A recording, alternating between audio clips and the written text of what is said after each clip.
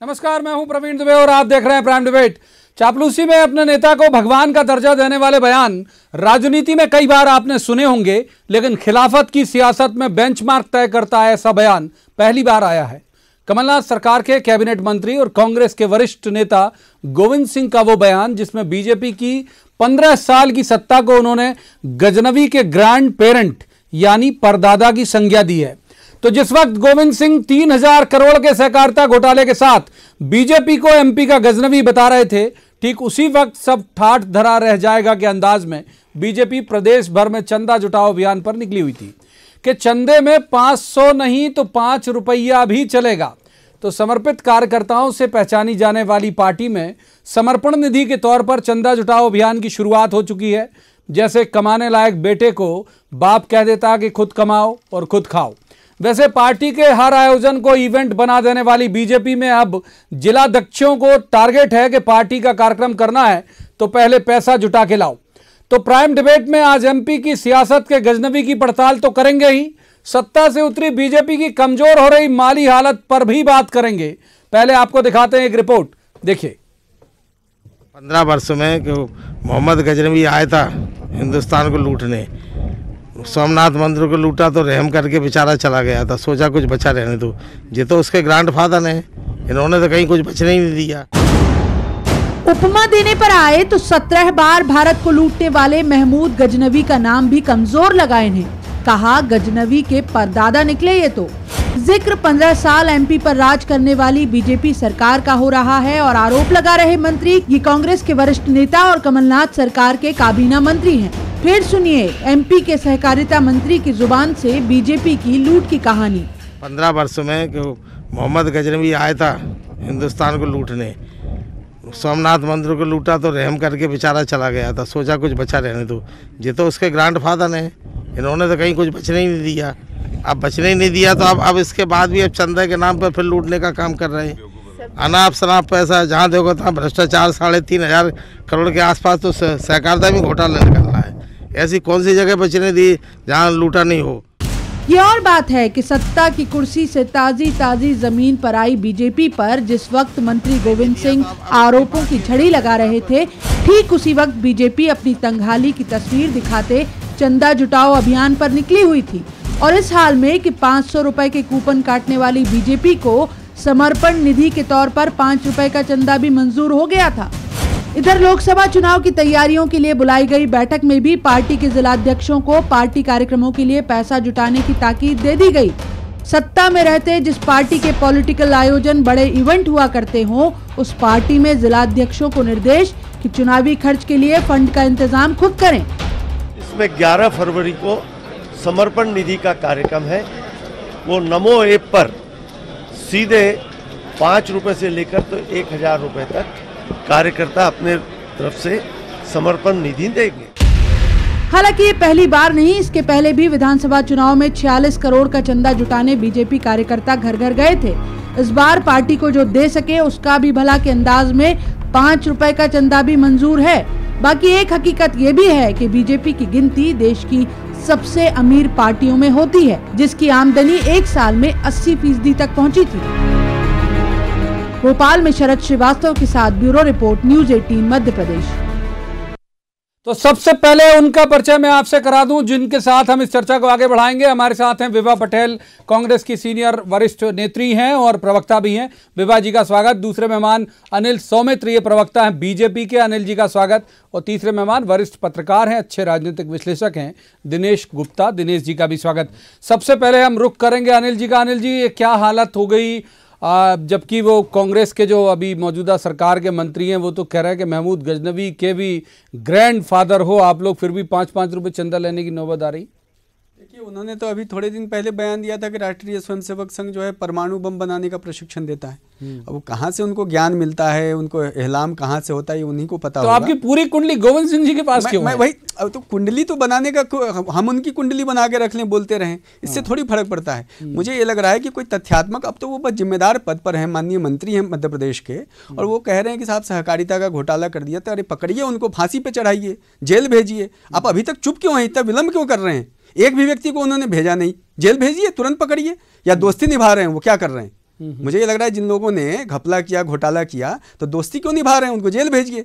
अब ये विपक्ष की भाषा अभी भी बोल रहे हैं, वो हमारा काम है, हमको करने दीजिए। अच्छा, ये 5-5 रुपए लेने की नौबत क्यों आ रही है? इसलिए कह रहा हूं, 5-5 देखिए, ये तो ये होता है कि जिनकी जैसी भक्ति होती है, श्रद्धा होती है, वैसा योगदान करते हैं। तो मुझे लग रहा है कि जनता को, कार्यकर्ता को ज़्यादा से ज़्यादा इन्वॉल्व किया जाए, पीपल्स पार्टिसिपेशन बढ़ाया जाए, वर्कर्स की पार्टिसिपेशन बढ़ाया जाए। इसलिए 5-5 रुपए की एक राशि है कि उसके आधार पर उनको भी लगे कि हमने भी पार्टी में आर्थिक योगदान दिया है, हमारी भी भूमिका है, तो ये किया है। अच्छा, अब ये हो गया कि अच्छा, मन से ज्यादा जोड़ रहे हैं, धन से नहीं जोड़ना चाहते आप? नहीं, देखिए, मन होगा तभी तो धन से जोड़ेगा, वो बेमन से पैसा कौन देगा? ठीक है, विभा जी को जोड़ लेते हैं। सुविधा हुई है कि आप सीधे एक खाते में आप पैसा जमा कर सकता हूं, उसका जो भी व्यक्ति 5 रुपया देगा उसका कहीं ना कहीं नाम दर्ज होगा। ठीक है विभा जी, ये गोविंद सिंह जी ने का बयान, और जैसे उन्होंने कहा भी पिछले दिनों उन्होंने आरएसएस के लिए भी कहा था, बहुत सीनियर लीडर हैं, बड़ी पोस्ट में हैं, आपको लगता है कि ये बयान ठीक है उनका जो आज उन्होंने दिया? देखिए, गोविंद सिंह जी हमारे बहुत वरिष्ठ लीडर हैं, मंत्री हैं, और उन्होंने जो सहकारिता की बात की है, निश्चित तौर से उन्हें सहकारिता में कुछ ना कुछ नज़र आया होगा, कहीं ना कहीं घोटाला दिखा होगा, जिसको वो शीघ्र ही उजागर करने वाले हैं। तो कहीं ना कहीं उसमें सत्यता होगी, वो निराधार बात नहीं करेंगे। दूसरी बात मैं ये कहना चाहती हूँ कि भारतीय जनता पार्टी जिस तरह का ये नाटक कर रही है, ढोंग कर रही है 5-5 रुपये इकट्ठा करने का, लोगों को जोड़ने का, दरअसल ये सीधे तौर, ये मुझे समझ में नहीं आता कि सत्ता में थे तो आपका हर आयोजन एक महाआयोजन की तरह होता था, तो क्या आप सरकार के पैसे से कर रहे थे, जनता के पैसे से कर रहे थे? जो जनता का टैक्स का पैसा था उसे आपने इवेंट्स में बर्बाद किया। तो मुझे तो ये समझ में नहीं आता कि ये क्यों जनता का पैसा लगातार बर्बाद करते रहे। और आपने देखा कि जिस कैग की रिपोर्ट को ये लोग पहले बहुत तथ्यात्मक मानते थे, सत्यता की पराकाष्ठा मानते थे, अब ये कह रहे हैं कि वो गलत है। तो कैग के ही अनुसार इन्होंने कितना घोटाला किया है, कितना इनका वित्तीय अनियमितता हुई है, वो स्पष्ट हो चुकी है। और ये जो हम चंदा इकट्ठा करने की बात कर रहे हैं, ये सीधे सीधे एक नाटक है, ये ढोंग है, क्योंकि इनके मंत्रियों ने जिस तरह से योजनाओं में भ्रष्टाचार किया है, वो नीचे से ऊपर तक जो कड़ी भ्रष्टाचार की चली है, उसके चलते मतलब आप ये कह रहे हैं कि अपनी तिजोरी भर ली पार्टी के लिए खर्च नहीं करना चाहते अगर भ्रष्टाचार किया मंत्रियों ने। ठीक है, हम शामिल करते हैं अब तीसरे मेहमान को। दिनेश जी, पहले तो आपकी टिप्पणी जो सीनियर मंत्री हैं गोविंद सिंह, उनके बयान पर भी, और दूसरी ये कि क्या वाकई बीजेपी की माली हालत इस तरह की है कि ऐसी सड़क पे चंदा लेना पड़े 5-5 रुपए तक? देखिए प्रवीण जी, जो जिस तरह के गोविंद सिंह जी ने शब्दों का उपयोग किया है कि गजनबी, वो जो है उन्होंने उसको बहुत ज़्यादा व्यापक दिखाने की कोशिश उसमें की है। उनका जो जुमला जिस तरह से आक्रांता लुटेरा जो है। अब देखिए क्या है कि इस सरकार को 40 दिन से ऊपर हो चुके हैं अभी, मतलब जो है अभी तक ऐसा नहीं हुआ कि किसी मामले में सरकार ने कोई एक्शन लिया हो।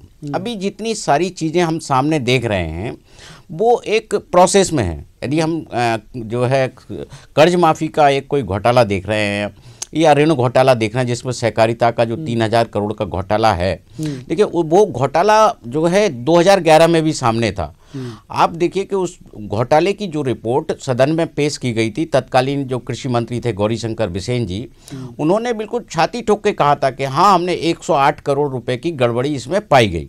और शायद वो उनका अंदाज भी इस तरह का था कि जो आपसे बनता है तो कर लें, है ना। अब 11 से हम 18 पूरा निकल गया, 19 में हम ये बात कर रहे हैं। तो उस रिपोर्ट पर 19 में भी अभी कोई कार्रवाई नहीं हुई। अभी हम केवल बयान देख रहे हैं कि उनके जो है सरकार की तरफ से भी बयान आ रहे हैं या भारतीय जनता पार्टी को उसमें जो रिएक्शन देना है वो आ रहा है। जैसे बहुत सारे घोटाले हमने चुनाव के पहले भी जिनकी बहुत चर्चा सुनी थी कि व्यापम का घोटाला भी था, ई टेंडरिंग घोटाला भी था, जिन पर लेके लगातार भारतीय जनता पार्टी को कटघरे में जो है खड़ा किया था चुनाव कैंपेन के दौरान भी। लेकिन किसी पर भी हमने ये नहीं देखा कि कोई एक्शन हुआ हो। ठीक बात। तो ऐसा लगता था कि जो चुनावी सियासत है जो विधानसभा के बाद खत्म नहीं हुई, अब ये फिर लोकसभा तक शायद यही सियासत चलेगी कि जो है आप गजनबी ये सिर्फ आरोप लगाने की सियासत है, कार्रवाई होगी नहीं। ऐसा लगता है जैसे आप यदि किसी समिति के सचिव के खिलाफ FIR कर दे रहे हैं, कभी कुछ कर, यदि ये ऑर्गेनाइज्ड जो है करप्शन था, ऑर्गेनाइज्ड जो क्राइम था, ठीक बात है, इसको आप जनता के सामने लाते क्यों नहीं है कि वो कौन लोग थे, वो कौन भारतीय जनता पार्टी के लोग थे जिनके नाम पर फर्जी। छोटा जवाब विभा जी से लेंगे, फिर उसके बाद अनिल जी का। विभा जी, बात यदि मान लीजिए पूरे फिगर हैं, आपके पास सूचना है, तो ये जो दिनेश जी भी कह रहे हैं केस रजिस्टर करिए, जेल भेजिए।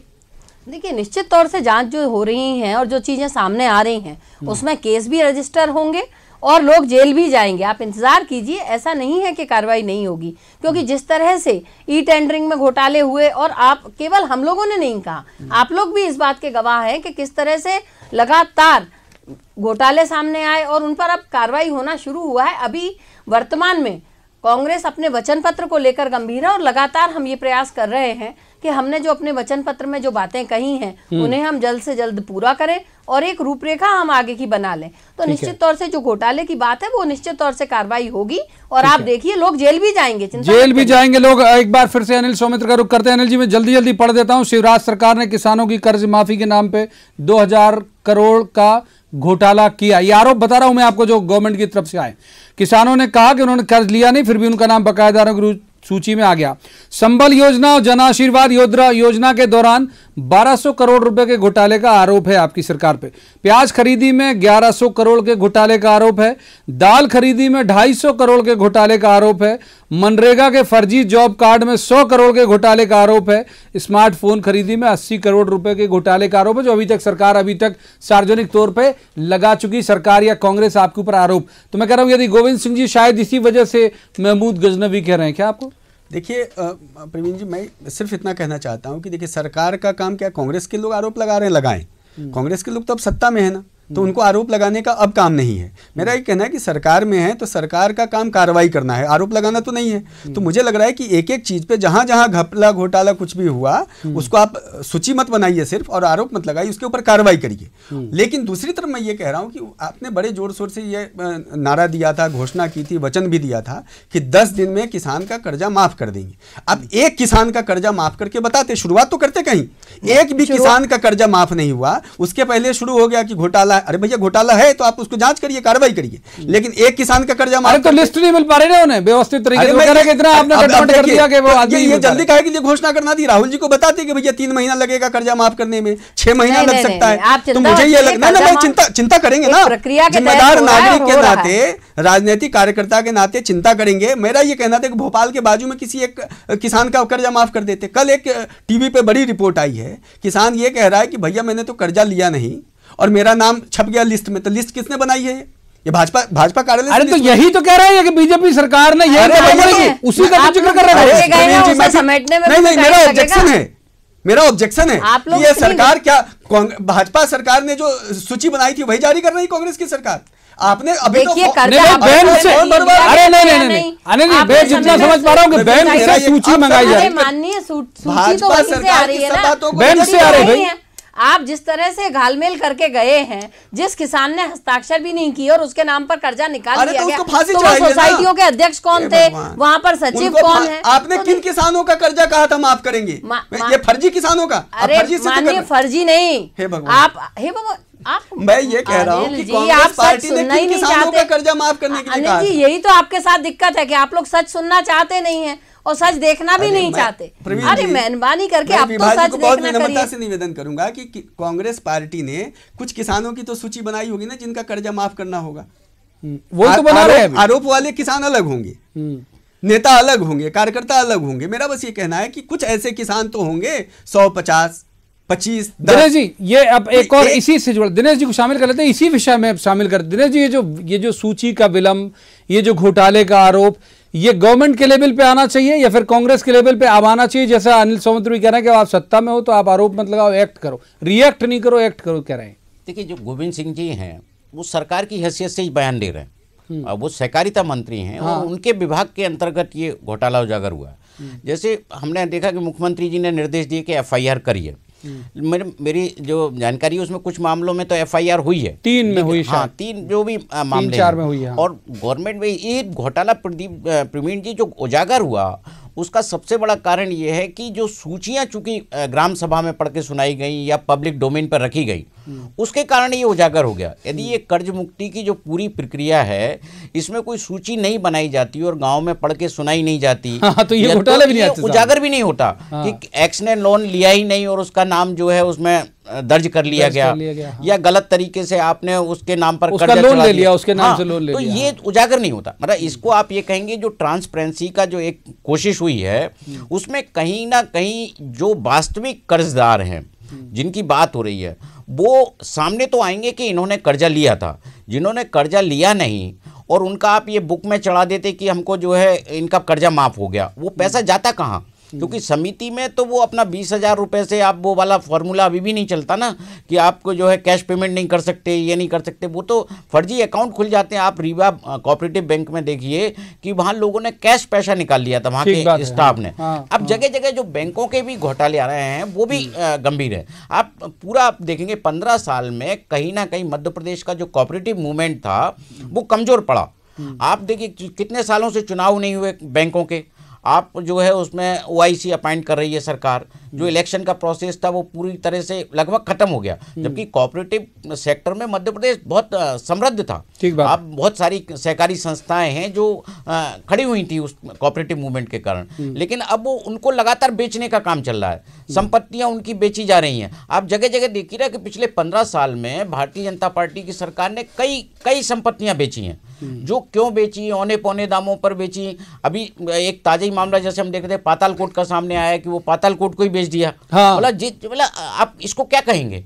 तो मतलब कहीं ना कहीं वो यदि गजनवी जैसी संज्ञा सहकारिता मंत्री दे रहे हैं तो उन्होंने व्यापक तौर पर इसे देखा होगा। अनिल जी जवाब आपका। अनिल जी जवाब, व्यापक तौर पर उन्होंने देखा कि गड़बड़ियों का पूरा एक पिटारा है था बीजेपी की सरकार में, इसलिए ये संज्ञा दी गई। मैं ये सिर्फ कह रहा हूँ कि संज्ञा दीजिए, विशेषण दीजिए, उपमाएं दीजिए, सब करिए। ये कांग्रेस के जो प्रवक्ता हैं, दीदी हैं विभा जी, उनके जिम्मे छोड़ दीजिए। जो माननीय मंत्री जी हैं वो कृपा करके कार्रवाई करें और कार्रवाई बताएं कि हमने फला जी के ऊपर FIR दर्ज किया है, उनको जेल भेज रहे हैं। वो बयानबाजी ना करें, कृपा करेंगे, कह रहे ना विभा जी, करेंगे जल्दी। तो देखिए आप देखिए अनिल जी, यही आपके साथ और भारतीय जनता पार्टी के साथ यही दिक्कत है कि आप लोग सच ना स्वीकार करते हैं और ना ही सच सुनना चाहते हैं।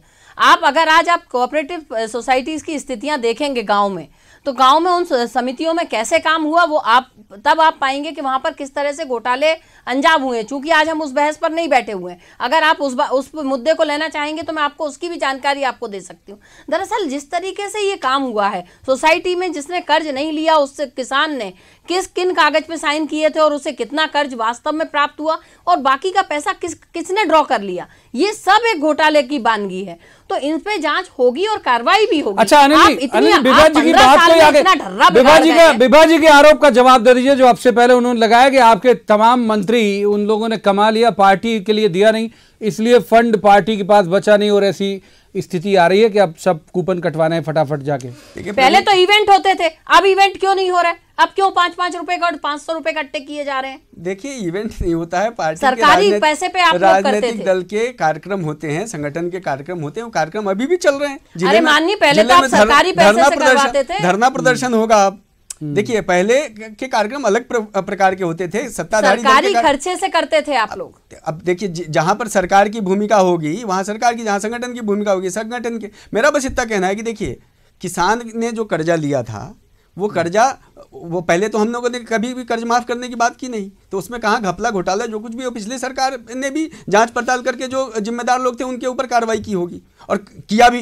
लेकिन मेरा ये कहना है कि जब से ये घोषणा, ये बताइए कि आपके इतने मंत्री थे, आप इतने सालों शासन में रहे और आपके क्या सारे चीजें सरकार पे ही चलती रही ना? आप सरकार से अलग होते से ही आपको चंदा इकट्ठा करना पड़ रहा है। अरे चंदा पहले भी आपकी आदत पड़ गई इवेंट्स की। अरे आपकी आदत हो गई है सरकारी खर्चे। सबसे मालदार पार्टी हो आप ADR की रिपोर्ट के मुताबिक, बीजेपी सबसे मालदार पार्टी है ऑफिशियली। बीजेपी में लोग आस्था और भरोसा करते हैं, लोग चंदा देते हैं, तो इसलिए खत्म हो गया क्या? विधानसभा चुनाव में ही खत्म हो गया क्या? नहीं, कहाँ खत्म हो गया भाई, अभी भी इसीलिए तो ले रहे हैं ना पैसा, हमेशा लिया। विधानसभा चुनाव के समय भी कार्यकर्ताओं से सहयोग लिया था, आर्थिक सहयोग। और अब देखिए कांग्रेस पार्टी ने क्या किया था, उम्मीदवार तय करने के लिए पैसे लिए थे, तो उस समय आपने सवाल नहीं उठाए। नहीं बिल्कुल उठा दिया, 50,000 रुपए की मांग की अनिवार्यता कर दी थी दीपक बावरिया जी ने, तो हम लोगों ने मांग उठाई थी, बाद में कमलनाथ जी ने आते खारिज कर दी। संभावित प्रत्याशियों के पैसे अभी वापस नहीं सबके वापस हो चुके हैं। ये आप लगता है आपकी जानकारी कुछ कम है अनिल जी, उसे भी दुरुस्त रखा करिए। आप एक जिम्मेदार पार्टी के जिम्मेदार प्रवक्ता हैं। कई लोगों ने अभी भी कहा है, नहीं बिल्कुल नहीं। अरे बावरिया जी को शिकायत की है, मानिए आप एक व्यक्ति सामने रखिए, दिनेश जी को शामिल करें। दिनेश जी बहुत देर से मौन है। दिनेश जी, ये माली हालत मतलब ऐसा हाथी के दांत कुछ और दिखाने के, कुछ और दिखाने की, कुछ और वैसी स्थिति तो नहीं है बीजेपी के लिए? आप अभी भी समृद्ध कागजों में तो दिखती है समृद्ध, ये एडीआर की रिपोर्ट भी कहती है और ये सेंटर फॉर मीडिया स्टडीज भी कह रहा है कि हाँ ऐसा है, ठीक स्थिति है। उनके पास जो है देश की सबसे बड़ी पार्टी है जो आर्थिक रूप से संपन्न है, जिसके पास बहुत पैसा है, इसमें कोई शंका नहीं है। देखिए जो प्रवीण जी, ये जो प्रक्रिया है इनकी चंदा जो है लेने की, मेरे ख्याल से ये जो है साल में 1-2 बार तो इनका चलता रहता है, एक जो है एक कैंपेन के तौर पर ये चलाते हैं। और ये जो है इस वक्त इनके पास चुनाव का मौका है और जिसके कारण ये सहयोग निधि एकत्रित कर रहे हैं। बेसिकली जो मुझे लगता है ये वर्कर को मोबिलाइज करने के लिए बात है, फंड से ज्यादा लोगों को जोड़ने, वर्कर को मोबिलाइज करना है। क्योंकि हमने अभी देखा था कि बीच में कुछ बयान आए थे कि किसी नेता ने कहा कि कार्यकर्ता हताश है, किसी ने कहा कि नहीं है, बड़े उत्साह में है। तो इससे जो एक जिला इकाई पर यदि आप एक टारगेट दे देते हैं कि इतना चंदा उगाना है, तो वो या तो अपने चंदे को जेब से भरेगा या फिर जाएगा मार्केट में, तो जेब से तो कोई भरेगा नहीं। कोशिश तो यही करेगा कि वो ज़्यादा से ज़्यादा लोगों के पास पहुंच के पैसा ले।